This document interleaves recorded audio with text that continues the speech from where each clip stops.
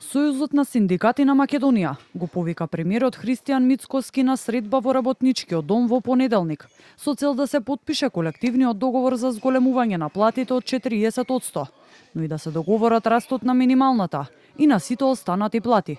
Ова следува откако премиерот посочи дека ССМ минатата година ја одбил понудата за зголемување на платите на административците од март 2026 до истиот период во 2028 година за 40%, под услов низ наоѓање на формулација на еден заеднички колективен договор.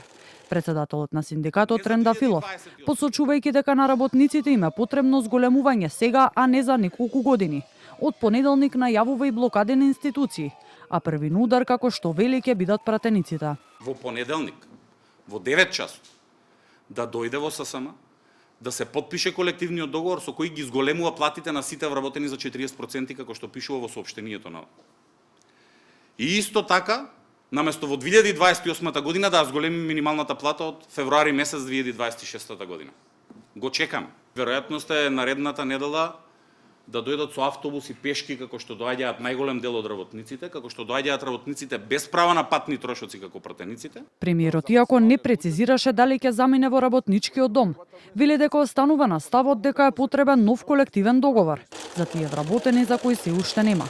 Во тој контекст, владата побарала од општиот колективен договор да се издвои делот што се однесува на платите, и истиот повторно да се преговара, но тоа, како што посочи, не било прифатено од ССМ.